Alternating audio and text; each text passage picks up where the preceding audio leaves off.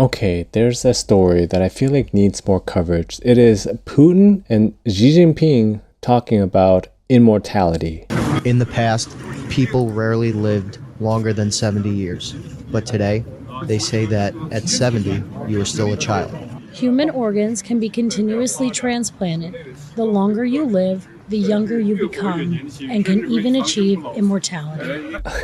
This is so scary because you think about it, are we going to get to the point where the ultra rich are just going to live forever? There's that guy out there that spends like like $1 million a year on his body to try to reverse age. Let's look into that guy. This is Brian Johnson. He's a famous biohacker.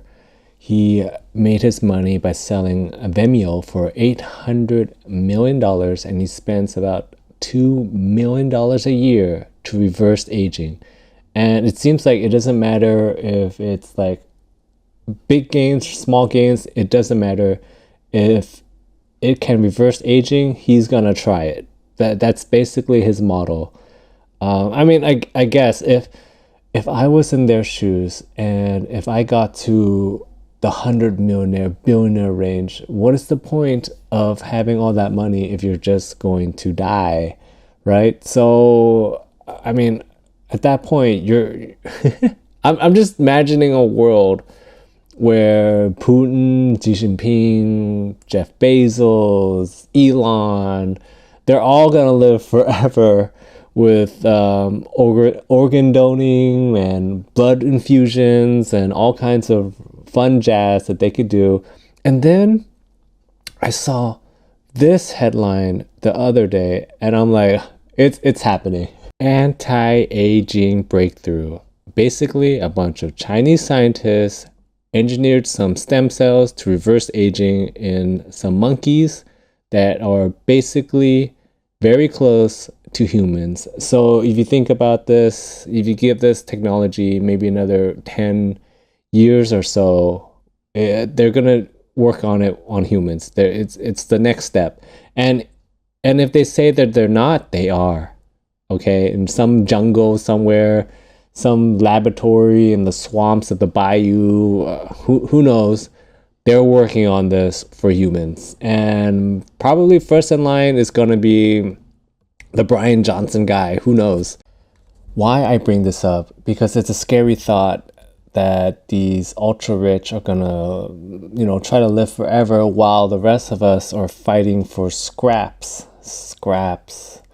The labubus, I don't know, whatever thing that they try to throw on us for the new generation.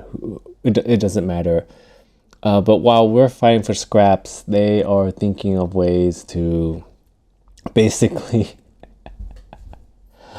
push us into a corner and just push us down. Just think about this, right? While we're all fighting each other over scraps, there's this looming, unstoppable machine that is coming called AI. And I believe I saw today that it said that 40% of America's GDP now is into AI or AI related like investments. And that's a scary thought because you think of what AI is doing. I've been talking about this. It's consolidating jobs, right? At some point, you're gonna run out of things that for humans to do, and then you think, while this is going on, company profits are into the sky, right? Because they're able to do what they were able to do before with less people, right? And profits have been going up. They're just consolidating jobs. And then even at some point, the consolidator will get consolidated. And then at some point, the whole company is going to get run by a push of a button. And there'll just be one guy looking for new kidneys every other month. And I guess injecting stem cells straight into... Oh, and I don't know. Sorry to bum you guys out. It just seems like we're moving into a direction. Oh, and while this is going on, we're just like we're fighting with each other over like the silliest things. And it's not I know a lot of my content is geared towards America, but it's not just an American issue. I think it's a world issue. If you guys have looked over what's going on in France, they just lost another prime minister over there. And I think this is like the sixth one they've had in the last, like, I don't know, 3 or 4 years or whatever it is.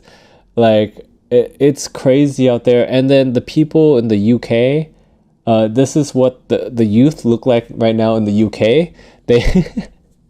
They are walking around like this right now because of facial recognition, right? And so they're all like going out there with like these weird camouflage things, so facial recognition won't be able to track them. It feels like the world, to be honest, is heading towards like a Hunger Games kind of system. That's what it feels like, because right now in America it feels like we're in an unofficial civil war. That's what it feels like, at least if you watch the news and hear what's like being said out there, and you read like comments and whatnot. Don't read the comments, that's what they say, but you just do it. And it seems like we're all living in like a place that is ready for like a civil war. I have no idea. Or maybe like I mean, some people have been saying that there's a possible like World War III scenario that's happening soon. That's a possibility. Every country right now is getting geared up. And I don't know, we'll see where this heads. It feels like we're heading towards like a Hunger Games scenario where there's like ultra rich and we're all scrapping by, and they'll just like toss us what they can while there's I don't know. That I just wanted to bring up the anti-aging Xi Jinping thing and pair it with the story I saw with the monkeys, and I was like, it's happening. You have like, anytime I hear and I see Putin talking about stuff like that, I just think about he's been in power basically my whole life in Russia, right? Like, it's insane how he's always been there. It's gonna be I think it's gonna be a weird world, a strange world, the day Putin is gone, if that ever happens, because we're just so used to him being there, and I don't know, maybe you're just like one day he's gone and it's like, whoa, what do we? It's gonna feel like the Wizard of Oz, where she's gone, the Wicked Witch is gone, and then it feels like, what do we do now? And then they just find some other person. I don't know. All right, see you guys. Thanks for watching.